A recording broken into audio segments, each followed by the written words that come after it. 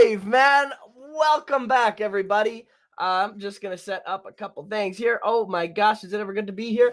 Hello, everyone. It's me, Mitch Murphy, the Red Pill rapper on Redpillnation.ca. Thank you for coming in, you guys. Oh my gosh, this show is almost too hot to handle. That's why I'm starting to put it on Redpillnation.ca. Not only can you get the Red Pill rapper show there, you can also get the freaking hottest merch known to mankind. Man, you can buy my music. You can buy whatever you want. I'm trying to keep away from the beast system, man. I don't want to put it on Spotify. I might in the future, but I'm trying to do it myself. You know what I mean? Through Redpillnation.ca. So if you love freedom and you don't love your mask, then just come to Red Pill Nation and buy the merch and support your boy. You know what I mean? I don't sell custom masks because I'm not a shill, okay? But I am taking applications.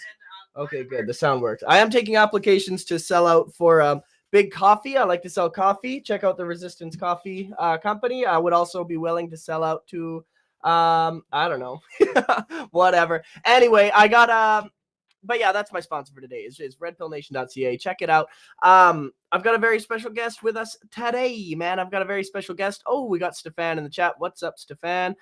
Stefan from the USA. Very special guest today. His name is, who are we up against here? Hello. Tell the people who you are, my man. Hey, what's up? My name is Michael Grady, professional hypnotist and musician. And dude, we're dealing with a mass hypnosis zombified world, so we should understand it better, right? Well, who better to help us understand it, my man? I mean, so before we dig into the nitty gritty of it, what I'm hoping to get from you is how did you get into hypnosis? Because I've only met a couple hypnotists in my whole life, and I've always wondered, like, how do you start down that road? What happened? Usually we have some kind of crazy emotional issue and we're trying to find a solution. I was my dad was really abusive. God bless him, he's a great guy, but he was just brought up in a way that thought that that's the way to handle things, right? And I had a really bad problem with my emotions. I was severely shy, and as a musician I'd stand up on stage and I literally wouldn't even move at all, right? It was bad. I was traumatized. And so I found a book on self-hypnosis and I used it and I healed from it. And I literally, when I was 19, I was able to go back up to my dad and go, hey, Dad, it's all good. I forgive you. Everything's cool. And I was able to have a relationship with him again, Wow. And then so friends heard I was tinkering with this stuff. And I had a party, my mom was gone out of the house, on some kind of business trip. And so I had a bunch of friends. And two of them were like, hey, can you hypnotize us so we can see what it's like? I was like, sure. I mean, I guess I can just talk to you guys like I talk to myself. I don't know. I'll bring the book with me just in case, And so I do the whole process, do like a self-esteem thing. You feel good about yourself, all that stuff. And I'm like, okay, get down to the end of the script in the book. And I'm like, okay, we're done. And they both start to open their eyes, they look around. And one guy, he's like, I can't move. Whoa. I'm like, really? And then the girl who was laying on my bed, she's like, yeah, I can't move either. I'm like, oh no, what do I do? And so after that experience, I was just like, wow, like there's something to this stuff. And so I just kept on learning about it. When I was 26, I became a professional in it. I took a course and I studied under a guy who did shows. And I did my own show and it blew everybody away. And so I just kept doing it. And it's just so wild. Have you ever seen a show like that before? I have. I'm wondering those first two, can they walk today? Are they all right? Oh yeah, they're perfectly good. No, I ended up figuring out, like, okay, feel your fingertips, feel your toes, start to move around, okay, feel your body, feel the air in the room, bring them back incrementally. And they were fine after that, and they felt great. But it was just like crazy to how come they can't move? I just talk them, into a relaxed state. And it's just like, wow, Yeah. So I had seen some hypnosis shows, like once on a cruise ship as a kid, and then just a few throughout my life. But I always assumed that it was just like the most low vibrational people that were susceptible to that kind of thing that would allow themselves to do it. But then in high school, my best friend, who's smarter than me, he's smarter than me, and he's a very cognitive guy. Right. Yep. He got hypnotized severely, and he was doing crazy stuff on stage. And Right. so I ever since then, I've been convinced that there's something to this. So I'm hoping you can kind of elaborate on it. But you do you have a code of ethics? Are you not allowed to talk about certain things, or how does that work? Like a magician code of ethics, right? Right. The only code of ethics I did was with myself when I hypnotized my friends. Actually, like after I graduated the course, and had them do crazy stuff. I was like, oh my God, like this is like serious power, and I have to make sure I don't do anything that anyone wouldn't want to do, But no, I am ready to expose all of it. And, hypnotists don't really want to share all their secrets because, as a stage hypnotist, if I share all my secrets and then students or participants see my stuff, it's going to be harder for me to do my job, because there's a little bit of trickery involved. But no, right now we need to know all the secrets. I'm not sure how much of the videos you saw, but I try to break down as much as possible, like with all the sneaky methods that like the school system is using, where they hired an infomercial billionaire giant to help protect the kids to be safe with this highly manipulative video, right? Yeah, man. So that's the video that my friend Kyle Cardinal sent me of yours, and I was shocked. Yeah. I was absolutely shocked because I like to pick apart. I like to do similar things to what you did with that video. I like to pick apart very mainstream propaganda pieces, particularly when they did the combination with the Matrix footage and stuff. So good, dude. Oh, thanks, man. Appreciate it. And I've done it a few times where events that I've been at and stuff like that, but to have your expert knowledge about, like, because when you were saying how the her lips are in the shape of a heart and they're colored red, the mother, and she's associated with the love emotion and these things, like that kind of stuff runs so deep. That runs so deep, and it's really mind blowing. But my question for you, Michael Grady.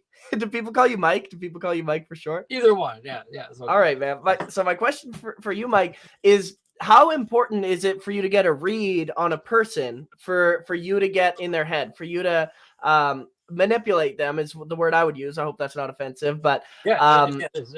Do you use different tactics for different people, or how does that work? Absolutely. Like so first off, if I'm up on stage, I'm about to, I'm in front of 100, 200, however many people. It's my job to find the people that are going to be the most susceptible, because if I just take everybody, it's only going to be like 20% who actually are ready to do it, who don't have like a lot of inhibitions, who are just ready to just like have fun and just follow along without doing much critical thinking. That's really what it comes down to. Either someone who doesn't have much critical thinking, or they're just ready to follow directions, right? Sure. So if you just put on your mask and then you just put on another mask, right, and you keep following the procedure, the person's depth of trance is going deeper the more that they follow directions, right? Right. So I'll actually do things like I'll itch my head on stage, and I'll notice there'll be 10 other people that will do the same thing, right? In NLP, we call this mirroring, right? Okay. And we do this when you're hanging out with a friend. You'll notice that you guys like itch your nose at the same time or whatever, right? That means you guys have good rapport. And I can only hypnotize someone if I have good rapport with them, or if they don't know that it's happening, right? And so we do some suggestibility exercises to see who's actually following along and stuff like that. So, if you're following along to the news and you're just following what they say, it's just leading themselves off a cliff. Absolutely, man. Absolutely. And it's never been more obvious, and something that because I've lost a lot of friends over this last year, as I'm sure most of us have, and and I think that we're creating new friends. Absolutely, right? Man. Absolutely. But I think that a lot of people take offense to what you're saying and what I'm saying, is because to imply that someone is just following the herd is hurtful. It hurts them because people want to think of themselves as an individual, not a collective. But True. there's something about the human experience, the human nature that makes us want to do as we're told, isn't there? Like, would you agree with that? Do you find that some part of everybody wants to do as they're told? Yeah, I mean, there's the social acceptance. It's like, it's the biggest thing to get over, right? Acceptance of your family, acceptance of your close friends. I mean, even me today, you know, probably maybe you as well, who have separated from the mainstream and my group of friends after moving out, you know, to different areas and stuff. I still have their judgment always in the back of my mind. And I almost want to like prove to them sometimes, you know? Mm-hmm. And I think that's just I know it's a very deep rooted part of us, right? We want to make our parents proud. We want to make our family happy, right? Right. And so when you're criticized heavily by everyone around you, it's a really hard thing to go through and to overcome. But that's just part of the challenge we were going through right now. Yeah, I sure think so. I think so. Yeah. And so the reason I ask about the different tactics for the different type of person is what I'm hoping to figure out is how did they get everybody? How did they get, because they got like the tattooed gym guys, and then they got the wine moms, and they got the nurses, the smart guys. Yeah, they got the people that are a lot smarter than me. Like like I said earlier, like how did they do this? How did this happen? Well, I mean, as a hypnotist, I can say that there's different types of inductions for different types of people, right? Some people will go into trance by simply doing a progressive relaxation, right? Relax your neck, relax your shoulders, blah, blah, blah, bore yourself asleep, right?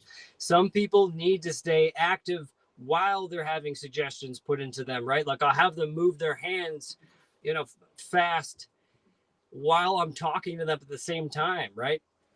I had a hypnotist teacher who had me write down a story at the same time he had me hypnotize, speaking out loud, talking about something different, and I'm doing two completely different things at the same time. Whoa. In trance, you know, like so the media has had what, a year and a half, a year and 3/4 of all this time to convince us in so many different ways.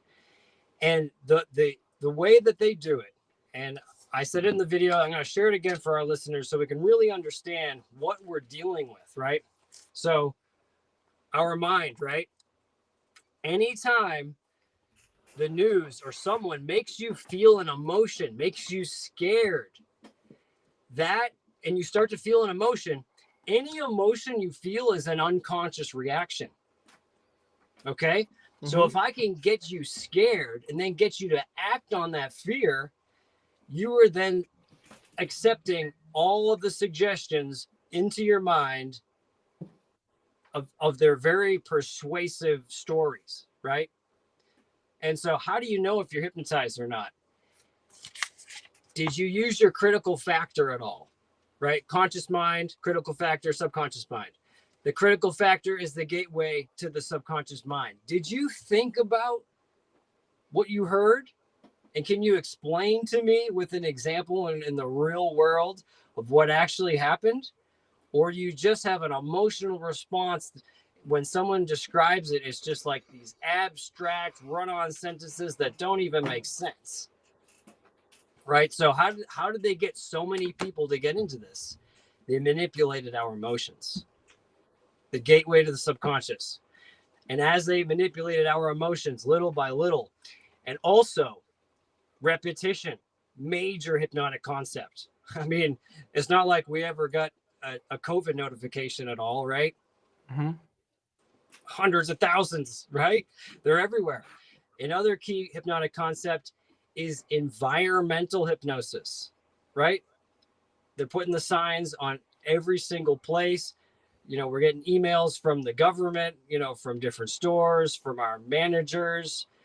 It's just taking over our experience on every single angle where people just can't, I don't know, I guess they just can't get out of it because that's all they're seeing everywhere. So man, they got a good percentage of the people so far. Yeah, and that repetition to me is what I found to be the most disturbing part of the whole thing, because Right. for the Yeah. like we're starting to see some sick people now, a little bit in Canada anyway, but I would argue that that's going alongside a lot of experimental therapies that people are participating in. But I didn't get sick because of this thing. right. There's no possibility there. Of course.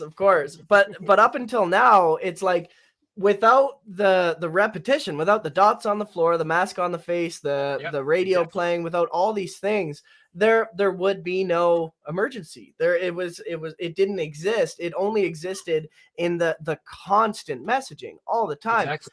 And I don't get how people can't see that that's weird, because even if it was an emergency, why would they need this multi-billion-dollar marketing campaign? I don't understand, because that's right. They're literally using the same tactics as Coca-Cola and Gucci. Literally, they're literally hiring those people, right? Just like the LA school system hired an infomercial billionaire giant. Yeah. It's insane. And good job you probably digging don't that up, really by the watch way. the TV much though, right? No, you know what? You know what I do watch is I watch YouTube streamers that cover the mainstream. I do watch that just to see what's going on. So you're a little bit more disconnected, because I think the normal person, they just throw the TV on. And I don't really watch TV at all, but I had to help my friend who an older friend who couldn't figure out his TV and all that stuff. He's like, "Hey, can you help me out?" Sure. I go down there, help him out, and I'm like, how is there so many convid commercials repeated so often? It's like, this is traumatizing. I have an older friend who, she's stuck in her house. She didn't go anywhere. Literally, she feels like the TV's her friend, because that's all. Man. The segregation part is the big thing, right? Stay at home, stay at home, stay at home. What do people do when they sit at home? I'm going to throw the TV on and let it play in the background. Right? It's so sick. It's so sick. Yeah. But we're just watching it go down one commercial at a time, aren't we? We're just watching it happen. I know, dude. I know. I think a lot of people watching this, I think we're all really well aware of it. And I want to make sure I don't say too many things that are preaching to the choir, because I think a lot of people are very aware of this. So it makes me think, what are we going to do? What can we do? Because, I mean, even though we know that these people are so deeply in it, I mean, I still hold the hope that maybe I can help get a couple people to understand, but I don't know if that's my best, energy and effort. But my main focus right now is the kids, because the kids, right. Oh my God, it's crazy. Yeah, man, absolutely. And it's, there's a lot of different people that have the answers. I personally, I get involved with politics, especially locally, because I think it matters, and it's good to know who's running and stuff. You hop on the back of the truck and freaking lead the crowd and sing your songs. That is so freaking cool, dude. Yeah, but I do think that it's, at the end of the day, it's just like unified non-compliance and community building. I think that's all we can do. But guys, it's like powerful. It's powerful because there's a lot of people who agree with us that are sitting at home and not knowing anybody else to group up with. And that's the other part of the segregation, right? I mean, like in my shows, when I had, a group of kids that were just really excited and hard to control, I would literally separate the chairs so they wouldn't disturb each other, right? A very powerful hypnotic concept. And they're literally doing that to us. Stay at home, right? It's easier to persuade everybody like that. Absolutely. Well, yeah, I mean, the further apart we are, the easier it is. But yeah, just like a cult, right? They remove you, they bring you out in the woods, they take your phone away, and they can control the messages that go into your brain, and then you end up doing some weird, crazy shit. Absolutely, man. Well, and anything can become normal, anything can become normal. Yeah, seriously. But I wanted to ask you, and again, I'm nervous to ask, because I don't want to ask you to do anything that you're not comfortable with. This is the time where we need to expose whatever we can. Okay, I was wondering if you could lead me through step by step how the hypnotic process works in the context of, if you wanted somebody to do something for you, like if you wanted somebody to walk to an ATM and withdraw their life savings and hand it to you, how would you do it? Very what possible. would be Okay, can you walk me through it? How would that happen? If I were to do it, I wouldn't do like a closed eye relaxation, typical like eyes getting sleepy kind of thing, right? If I were to do it personally, I would talk to someone, get to know them, build some rapport, and hey, you want to try an imagination experiment? It's really fun. Go ahead and put your arms out straight in front of you and imagine there's two magnets in front of your hands. And as you have your eyes closed and picture and feel the magnets in your hands, go ahead and notice how your arms slowly start to come together, right? Okay. I would do these waking hypnosis exercises, getting them to follow directions, stimulate their imagination and the feelings involved, right? In small, incremental, believable steps, right? I can't just go up to someone and hey, go get your money out of the ATM, right? Right. And there's advanced ways to do this quick and fast. See, I learned from a guy who was hired by the government to hypnotize murderers against their will to get information out of them for the court cases, right? Whoa. And so this is the kind of stuff he would do. We do little incremental imagination exercises. And so I'm not sure how much time we have and how much to explain here. Oh, so let it out, man. I would do these waking exercises, right? That seem like imagination stuff. It's like, oh yeah, it's a cool mind experiment. Mm-hmm. But really what it's doing is it's getting access to the subconscious mind. And in about 10 minutes of doing a few exercises like this, compounding those experiences, they will literally get into the somnambulistic state. Their memory will be gone, and you can literally have them believe and do anything. Okay, so am I understanding right that just as one example of an imagination exercise, you're saying imagine a magnet between your hands and feel the magnet pull your hands closer together. Is it the fact that you are guiding them through this, that they are going to see you as a figure of authority? Is that kind of what it is? Or breaking down their barriers and seeing you as the boss? Or how does it work? This is great questions, man. Yes. The most important thing, if we rewind to what I was saying, and it's hard and it's easy to overlook these little specifics, but they're really, really key, major, basic things that cannot be ignored. I first develop rapport with the person, right? There's techniques to do this with little nods and little waves and talking like them and making it seem like, you are like them and all this stuff.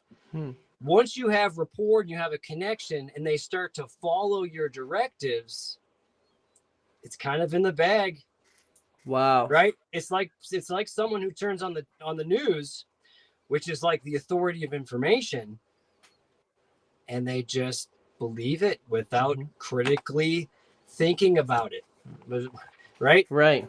If a person in authority says a bit of information and you think that's the right information, critical factor opens up, it's deposited in.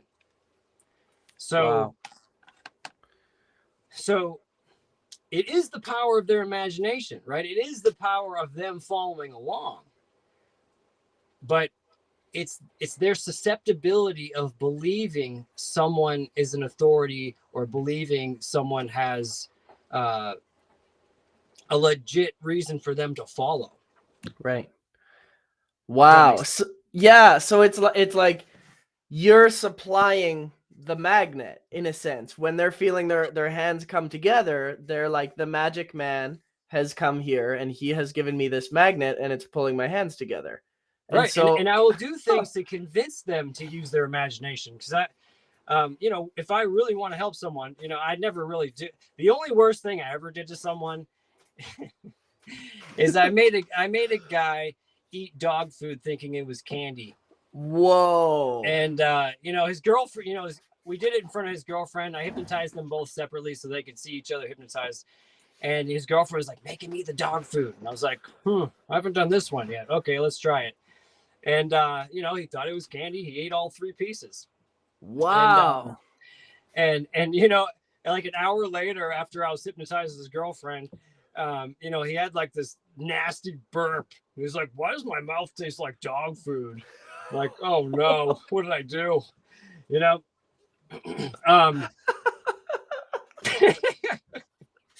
What was the question? I got lost in that story there. well, I think that is insane. I can't even believe that. I guess it's the real thing, I mean, it's crazy. So I guess the overarching question behind what I'm asking as well is, how much of what we see in normal society is actually hypnotic tactics? Because when I get on an airplane, I take my shoes off. And I don't believe that makes anybody any safer. Just like I don't believe the mask makes anybody safer, or in the Cold War telling kids to hide under their desk. Is this all just compliance training? Is it just the government supplying the magnet that pulls the hands together, or what are these things? Great question again, dude. You got a guy standing there with a gun, right? A person in authority is saying, take your freaking shoes off now, right? So you're going to comply, right? And it's kind of like when you're in school, and I talked about this example, you run down the hallway and the teacher's like, stop, right? Because you're going to listen to them, because if you don't, you're going to get detention or suspension or go to the principal's office. So you're being threatened. But guess what? You stop running in the hallways because you get conditioned. It's like training a dog, right? And we're very similar to that. I sure think so, man. I think we're a lot more, especially if you, I gotta be careful, but especially if you live like an animal. And I say that as a person where I used to live like an animal. I used to drink all the time and I just did whatever impulse I felt like I should do. And I think that I was a lot more susceptible to these things back then, because all that I was worried about was stimulating myself with a woman or a bottle or a movie or whatever. And I think that the more you act like an animal, the more trainable you are. And that's a really good observation. I never thought about that. Well, because I mean, it's like the guys that are more interested in watching the football games than actually reading a book and learning a skill to develop themselves. How much critical thinking do those kind of people have? Not really that much, and then how easily are they manipulated? Pretty easily. And you find that, hey, like the guy with the Dallas Cowboys jersey on is easier to hypnotize than, I mean, generally speaking, I don't want to talk bad about people who like to play sports and are into it. I mean, watching a football game once a week is definitely not going to put you in a complete state of hypnosis. Although you do become influenced, because especially when you have a sports fan, or I'm sorry, when you have a sports professional you look up to, and then that sports professional is on an advertisement. And then you become susceptible to their idea because you look up to them. You like them, right? Oh, I'm going to get that brand of beer now because they're suggesting it to me, right? Right. So, yeah. It's very interesting, man. Very interesting. Because yeah, that was something Kyle was asking me that I wanted to relay to you is, do you think that if you were to come to, say, a freedom rally or just a group of people who see through the narrative and who are awake to a lot of these things, would you be able to hypnotize us, do you think? Oh, for sure. Really? Yeah. I mean, I would probably have a little bit less percentage of success, dealing with people or working with people who have more of a critical factor and are thinking critically. But the biggest challenge and the biggest skill I would need to use is I need you to like me, right? Wow.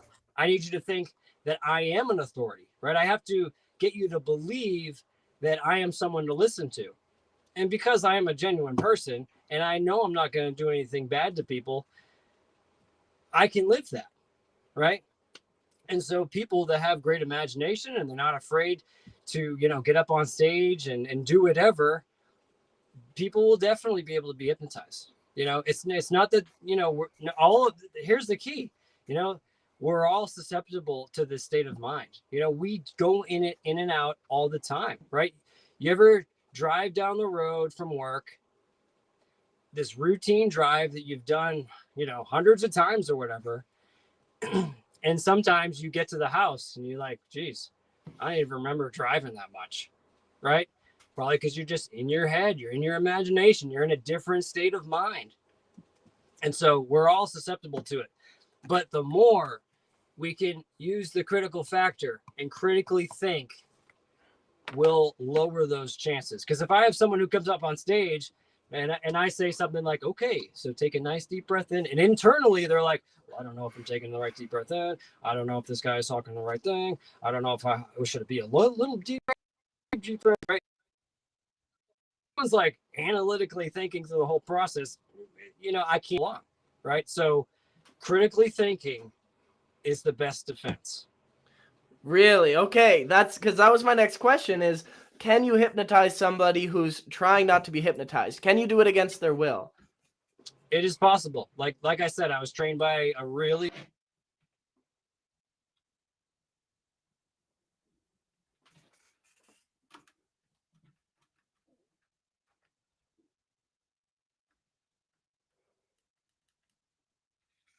Oh, I think we lost you there, Mike. I'm gonna try to exit you out and bring you back in here. Oh, I think we lost you there, Mike. Hey, are you back? Sorry, Mike, we lost you there. All right, cool. You said you were saying you were trained by somebody, and then you cut out. So your question was, like, if someone's aware that you are trying to hypnotize them, and they think, I better not get hypnotized, can you still do it? Can you still get them to eat dog food? That's very difficult, right? But it is possible. It would just take more time and more. It's kind of like a magician that's trying to misdirect you, right? Except I have to do it psychologically, where you know, if you have to maybe use like reverse psychology, you know, and get them, you know, telling them to do something, and I know they're not going to do it, but then because they didn't do it, they're actually falling into my trap, right? So it's possible, but it's very difficult, right? Wow, man, that's a fascinating. I'm gonna be stewing on that for a long time. What you just said, because me and my friends within the Freedom Rally people, we're all conspiracy minded, which is like a naughty word in 2021, know, right? but we are, and we're also, you question things, right? I mean, what's the big deal? I mean, why can't we just question a couple things, even if we don't know if it's like 100% legit? Like, why can't we just ask the question?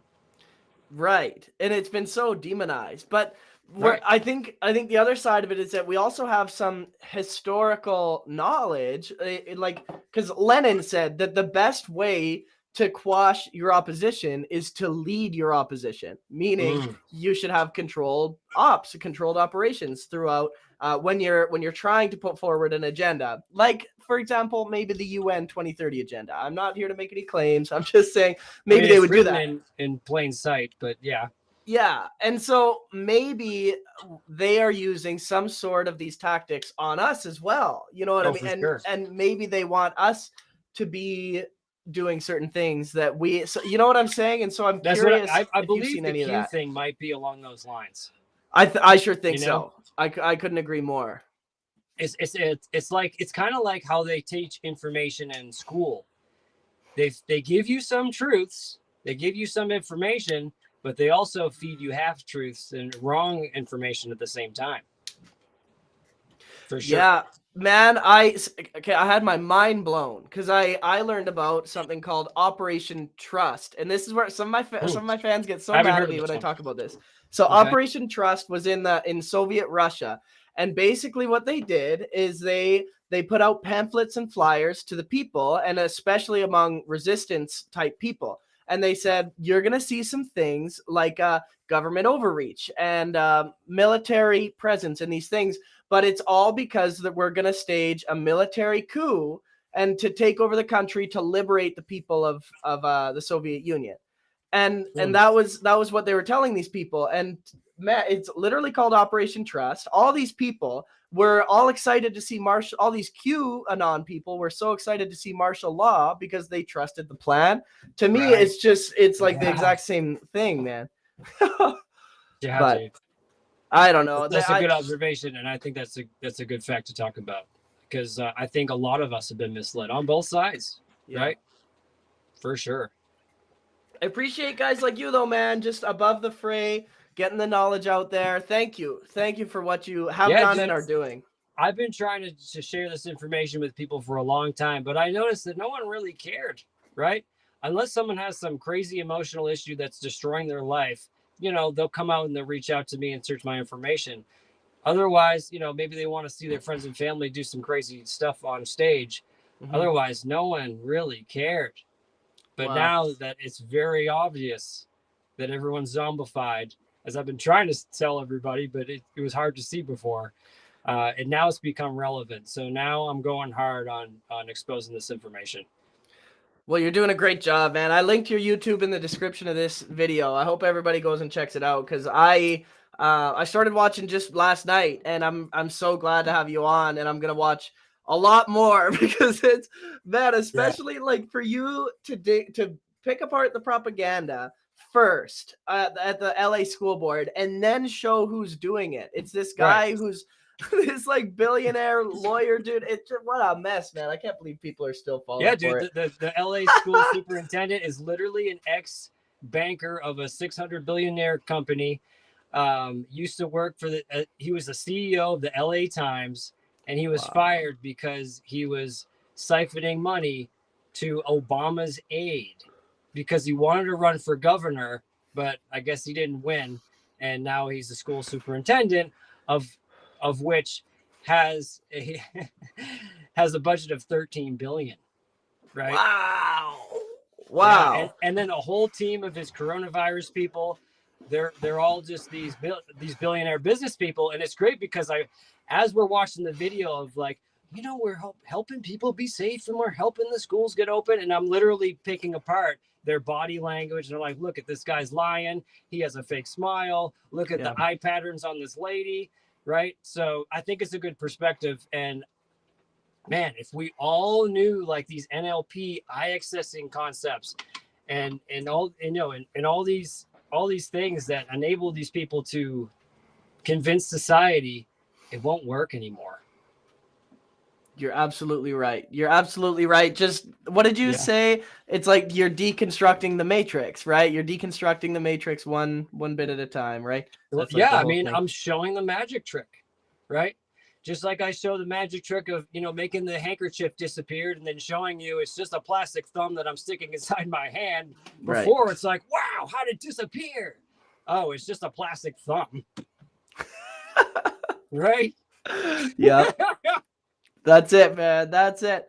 Well, listen, brother, is there anything you want to promote before I let you go? Anything you want to plug? Or I don't have anything to promote, but I do want to convey a message, right? All right, let's hear it. The Matrix example is like the best example, right? Just like Keanu Reeves said, The Matrix was a documentary. Right. We have so much mental power that none of us really realize. Our brain transmits a frequency, just like the vibration plate with the sand. You've seen those videos before, right? It's like, and then it turns into like this crazy snowflake design. It turns into a different snowflake design, right? Yeah. And so our brain and our heart transmit a frequency. Okay? All of reality is just small quantum particles like those little bits of sand. So I know this is really hard times on us and it's extremely stressful. But the key is I tell myself, and I believe I've done pretty good with mastering this art, is you have to control your emotions because that is literally what is physicalizing the particles in our experience. And if we can hold on to love, emotional security, feeling good about ourselves, right? Like you, like you're creating music, you got a platform, you're out in the world, like you're creating, you're doing something, you're making it, right? And when you're in the moment of creating, you're putting out this frequency of your vision, and it's so freaking powerful, dude, right? We all need this is why I really wanted to come on this podcast, because you're a dude who's doing it, man, and you're a good example, right? So we need to be focused on our work and creating the life that we want. So we put out the frequency that physical that puts the quantum particles in place to have the synchronicities, right, of all the things that we want. And just like the vibration plate moving the sand in a specific location, the sand is not going to go in one of those open areas, right, in between like the crystallized vibration structure. So in the same way, they can't get us, right? Just like the Matrix and Neo realizes his power, right? I mean, it's a kind of ridiculous to think we're gonna like stop bullets and stuff, but it literally is that, because you'll have some weird experience, weird situation that removes you from a place in danger, right? So that's the big message. We need to make sure we stay emotionally secure and find the opportunities in the big problems that we all have. Oh man, I couldn't agree more. And I think that was so well put, especially when you said the nice thing about me.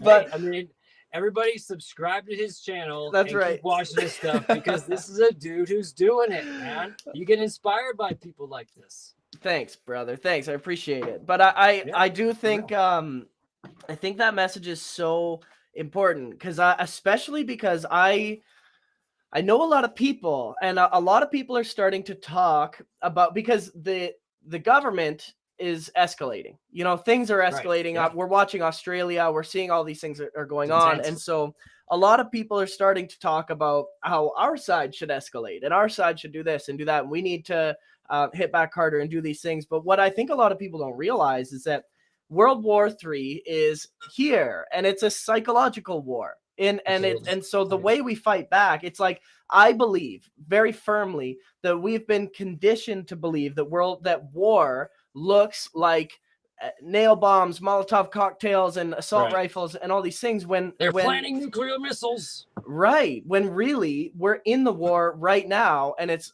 all psychological. And so, I think you're right that we need to take care of our psychology and treat it with the respect and the reverence that it deserves, you know, and take care of ourselves and try to show love as much as we can. Because but it's hard, man. It's hard, because it's like you say, with it's the hardest thing ever. Because with the people that are doing things, you know, the new artists that are coming out and that kind of stuff, like, I think a lot of people, they look at what I'm doing, and I would imagine you can probably relate to this as well, is that they look at what I'm doing and they think, I don't like that because I don't know what it is. Because I think we've been given these boxes. It's like, you can do a sitcom, you can do a music, you can do a podcast, you can do all these different things. But then they see these guys coming up, and we're just Wild West, man. We do whatever we want. And I think it makes people uncomfortable, because it's serious and funny. You know, it's like deadly serious, but you can also laugh, because I found myself laughing during some of your stuff, and also becoming smarter as I watched it, which I keep finding that with people that are above the right wing, left wing paradigm, that are above the you know, the sheep versus conspiracy. It's just these people that have risen to a higher vibration. That's where we all need to get to, I think. Yeah, and I feel like it's not a battle of this side or that side, right? It's really just, I mean, I think at the end of the day, it's just expanding who we are from the inside, you know, and the battle is really overcoming ourselves. You know, a lot of us get emotionally triggered, right? Whose emotion is it? Wow. Right? It's us, right? And so, I mean, I have content that helps people get through emotions, because it's a very hard thing to do. You know, I think we should talk about it, because emotions, right? What is an emotion, right? I don't think many people like are hardly even understand what an emotion really is. People think we just think with the brain, right? Which, yeah, a lot of thinking activity happens there, but it actually happens through the entire body, through the energy meridian system. Okay. Which the energy meridian system is also kind of an extension of the spirit going through the body, which is why when you have a blockage in those areas, it feels bad, because you're not feeling your spirit in your body as much. And so actually the fastest way to blow out an emotion is by doing like tapping techniques in specific orders where it never comes back again. Dude, like 12 years ago, I had a really bad breakup. I did these techniques, and I've never felt bad with a breakup ever since. I mean, sure, I have, little discomfort, little frustration and stuff, but I never stay in it anymore, right? Same thing with grief. One of my brothers passed away. Sure, it was hard. We were emotional, but I didn't stay in this grieving state for years, like a lot of people do, right? And so if we cannot get through these blockages of emotion, energy perturbations, then we can't manifest and create the life that we want.